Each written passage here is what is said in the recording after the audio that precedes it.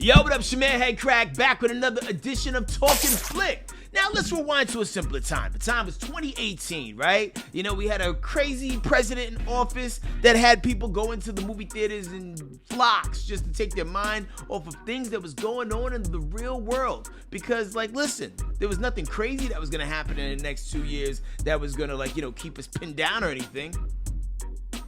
So, Marvel was killing it. They had all these releases and all that other good stuff, and they're like, hey, how can we make more money off the Spider-Man franchise? Tell you what, let's do a story about Miles Morales. Ooh, let's make it live action. No, they made it animated.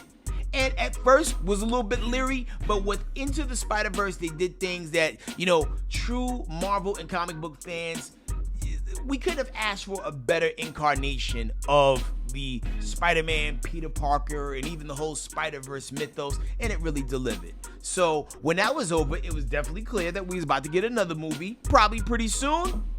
Wrong. There was mad delays. A whole gang of them, but here we are sitting in the first couple weeks of summer with Across the Spider-Verse, the latest installment of the Spider-Man Spider-Verse animated trilogy, I guess is what we're going for. And did it deliver? Give me a hell yeah!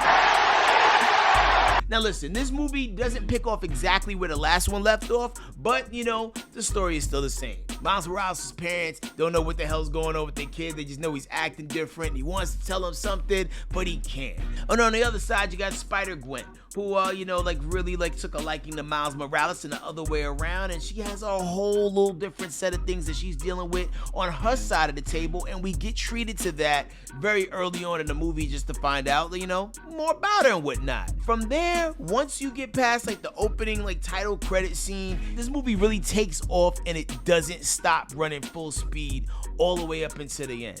Now, if you had a chance to check out a lot of different review videos about the movie, maybe you know about some of the spoilers, but just the cameos alone is enough to keep any comic book head or Spider-Man enthusiast really glued to the screen, trying to pick out and analyze who all these different people that are here.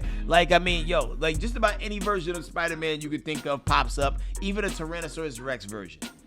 It's all here. They did an amazing job of not only continuing the original story in a way that didn't sound forced, but they also tipped their hat to the other incarnations of Spider-Man that exist in all these various timelines. Even talking about live action Spider-Man as well. And I gotta say, man, I just never thought this is exactly what I wanted. Because, there was a point in time where they were saying that Donald Glover was, really campaigning to be Miles Morales, and between point A and point B, dude started getting gray hair in his beard, aged out a little bit.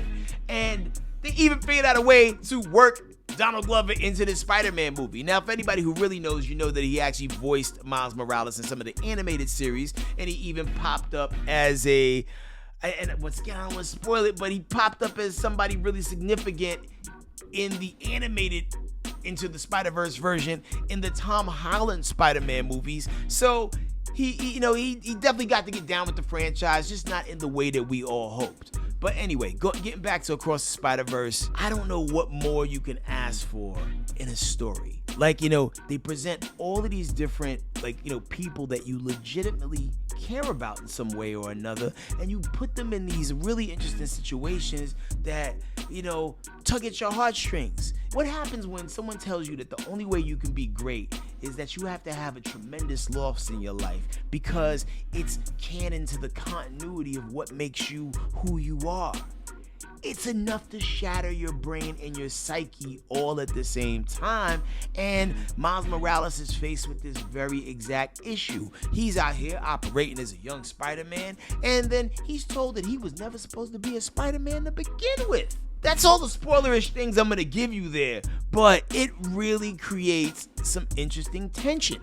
Who's the good guy here? Who's the bad guy here? Who are we rooting for? I'm rooting for everybody black. However, when the movie is over, because it does have a runtime of about 2 hours and 20 minutes, I was so at the edge of my seat that I was waiting and prepared to watch another 2 hours and 20 minutes of this movie just to get closure to the story. For me, this is giving big Empire Strikes Back energy. For anybody who got a chance to watch the original Star Wars trilogy, the way Empire Strikes Back ends, it's like, oh, hell nah. We need resolution right now. We don't want to wait all this extra time for, like, the new movie to drop, and that's where Across the Spider-Verse leaves you. So the next step is Beyond the Spider-Verse, and I'm praying, hoping, fingers crossed. Shout out to all the gods and all the deities out there that make things pop up on time, but they're saying 2025, and it is a lot of pressure to live that long.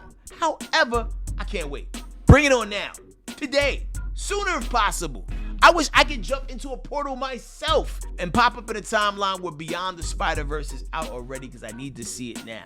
Shout out to taking a notably trash villain and making him kind of dope, in the form of the Spot, who's like the big arch nemesis in this one. And there's just a whole bunch of other things that just happen along the way that make this movie seeing not once, not twice, but a gang of times, all right? You know how we do over here at Talking Flick. It's all about dap level. And for Spider-Man Across the Spider-Verse, big dap, strong dap, pulling it in, holding tightly, clenching, almost not wanting to let go. It's getting weird at this point because we're holding on. That's the type of dap this movie gets. If you haven't seen it, be sure you go check it out in the best theater available, possibly under the influence of something. It'll change the dynamic. Watch it sober, watch it not sober, and see where it goes from there. But in the meantime, I go by the name of Headkrack. We Talking Flick. What were your thoughts about Across the Spider-Verse? What would you like to see happen in the next one? Did you think the Spot was a good villain to have as the guy? Because I don't think there's anybody else that we could have thrown in there that would have made it remotely as interesting. What y'all looking for? El Muerto? Craven?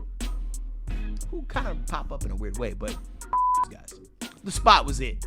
It was lit, all right? Anyway, that's it for me. We Talking Flick. Catch y'all on the next lap. Don't forget to comment and subscribe if you haven't already. That helps the channel grow and gives me a reason to do more of these, all right? I love your little faces. Peace.